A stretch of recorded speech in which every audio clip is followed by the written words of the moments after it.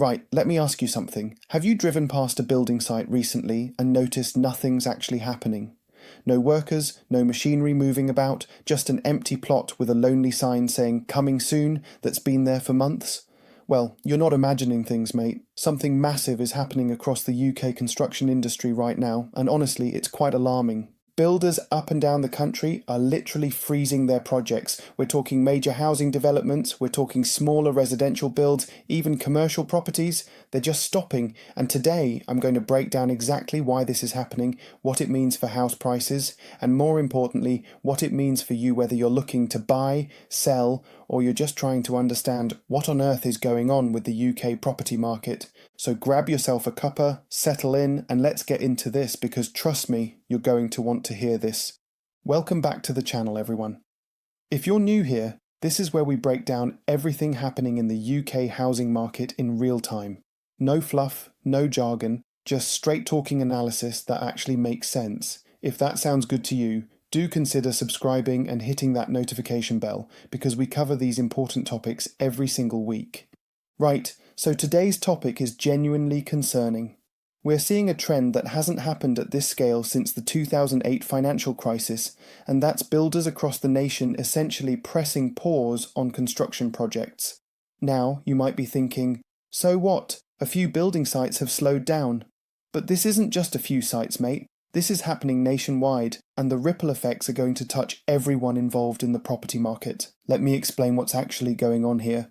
So first things first, let's talk about what we're actually seeing on the ground. According to recent data from the Construction Products Association, new housing starts have dropped significantly over the past year. We're talking about a decline of nearly 30% in some regions. That's not a small dip, that's a proper nosedive. Major house builders like Persimmon, Barratt and Taylor Wimpey have all announced they're scaling back their operations. Some have reduced their projected completions by thousands of units, and it's not just the big players either. Small and medium-sized builders, the ones who typically build about 30% of our new homes, they're being hit even harder. I spoke to a builder friend of mine just last week, been in the trade for over 25 years, and he told me straight up, "I've never seen anything like this in my career." He had 3 projects lined up at the start of the year. All 3 are now on hold indefinitely, and he's not alone. This story is repeating itself across the country from Scotland down to the south coast. Now, you might be wondering why this matters so much. Well, here's the thing. The UK already has a chronic housing shortage. We need to be building around 300,000 homes a year just to meet demand.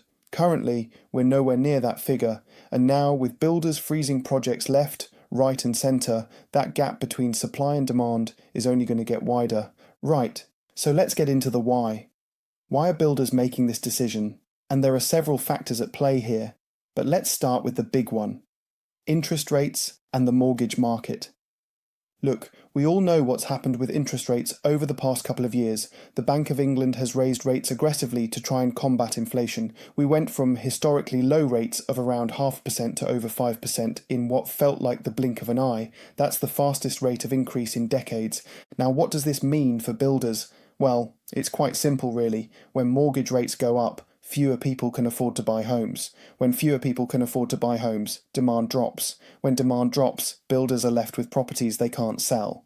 We've seen several developments where builders have completed homes that are just sitting there empty because buyers have pulled out or can't get mortgages approved. One development in the Midlands had over 40% of reservations cancelled in a single quarter. That's absolutely brutal for a builder who's already invested millions into a project. So what do builders do in this situation? They freeze new projects until the market stabilises. They can't afford to keep building homes that might not sell.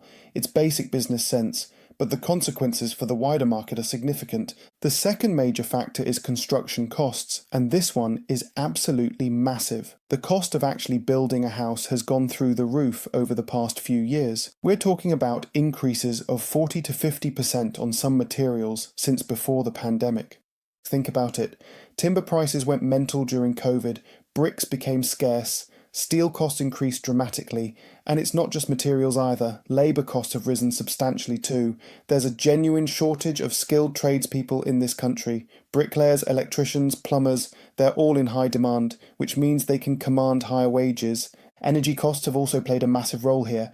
Running machinery, heating partially completed buildings during winter, transporting materials across the country, all of this costs significantly more than it did just a couple of years ago. Now, here's where it gets really tricky for builders. When they initially plan a development, they work out their costs and set their prices accordingly. But when costs keep rising during the build, their profit margins get squeezed. In some cases, builders are finding that completing a project would actually cost them more than they'd make selling the finished homes. So what do? They freeze the project and wait for either costs to come down or house prices to go up enough to make it viable again. Alright, reason number 3, and this one doesn't get talked about enough. The planning system in this country is absolutely broken. Getting planning permission in the UK is notoriously difficult, time-consuming and expensive. On average, it takes about 5 years from identifying a piece of land to actually getting homes built on it. 5 years. That's ridiculous when you think about it. And even when you do get permission, it can be challenged, appealed and delayed further. Local authorities are understaffed and overwhelmed with applications. The government keeps promising planning reform, but meaningful change never seems to actually materialise. And while builders are waiting for approvals, they're paying interest on the land they've purchased, watching material costs fluctuate and seeing market conditions change. Many builders have told me they've simply stopped applying for new planning permissions because the process is too uncertain. They'd rather freeze existing projects and wait than commit to new ones that might take half a decade to actually get going. Now, the fourth reason is broader economic uncertainty. And this is something that affects every business decision in the country right now. We've had an incredibly turbulent few years, haven't we? Brexit complications, a global pandemic, an energy crisis, political instability, with multiple prime ministers in quick succession, and now ongoing concerns about recession. Builders, like all businesses, make decisions based on confidence in the future. When the future is uncertain, they become cautious. House prices have started to fall in many areas. Some forecasts predict further declines over the coming year. If you're a builder sitting on land, do you start building now knowing prices might be lower when you finish, or do you wait and see how things play out? Most are choosing to wait. And honestly, from a business perspective, it's hard to blame them. The risk of building into a falling market is substantial. One wrong move could bankrupt a company that's been trading for generations. So what does all this mean for house prices? This is what everyone wants to know, right? Well, it's complicated. In the short term, we're seeing downward pressure on prices because of higher mortgage rates and reduced affordability. Buyers simply can't pay what they could a couple of years ago when money was cheap. But here's the interesting thing about builders freezing projects. It actually reduces future supply. Remember that housing shortage I mentioned earlier? It's going to get worse, far worse. And when supply is constrained but demand remains, what happens to prices? Eventually, they go up. So we might see an unusual situation developing. Prices might continue to soften in the short term, perhaps over the next year or so. But when we come out the other side, when interest rates stabilise and buyer confidence returns, we could be facing an even more severe shortage of homes than we have now, and that could push prices up sharply. For potential buyers, this creates a real dilemma. Do you buy now while prices are down but mortgage rates are high? Or do you wait for rates to fall but risk competing with more buyers for fewer available homes? Let me break down what this situation means for different groups of people. If you're a first-time buyer, this is genuinely frustrating. New build homes are often more accessible for first-time buyers because of schemes like Help to Buy, which has now ended, and because they typically require less immediate maintenance. With fewer new homes being built, your options are becoming more limited. If you're looking to sell your home, particularly if you're in an area with lots of new build competition, you might actually benefit slightly from reduced competition. Fewer new homes means buyers might look at existing properties instead. If you're a landlord or property investor, reduced new supply could support rental demand and prices, particularly in areas where housing pressure is already intense. And if you're in the construction industry yourself, whether as a worker, supplier or related business, these freezes are directly impacting livelihoods. We're already seeing redundancies and business failures across the sector. So what needs to happen to fix this situation? What would actually help? Firstly, we need proper planning reform. The system is not fit for purpose. We need faster decisions, clearer guidelines, and less opportunity for endless delays and appeals. This requires genuine political will, not just warm words. Secondly, support for smaller builders is crucial. SME builders are the backbone of local construction, but they're being squeezed out. Access to finance, help with material costs, and streamlined regulation could all make a difference. Thirdly, we need stability. Political stability, economic stability, policy stability. Builders need to make long-term decisions, and they can't do that when the rules keep changing. And finally, we need a realistic conversation about housing targets and how we're actually going to meet them. You can't promise 300,000 homes a year whilst simultaneously making it nearly impossible to build them. Look, the situation we're facing right now is serious.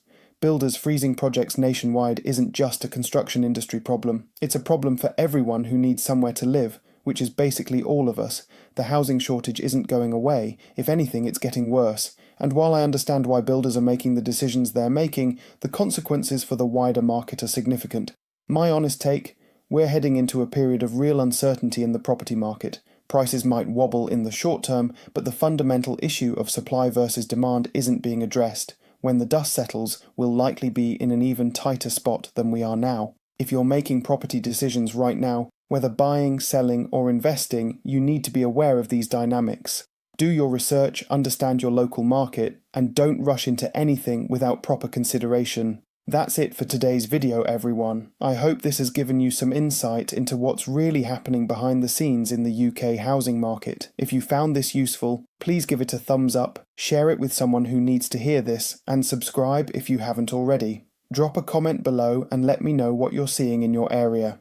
Are there frozen building sites near you? Have you been affected by this situation? I'd love to hear your thoughts. Thanks for watching, and I'll see you in the next one. Take care.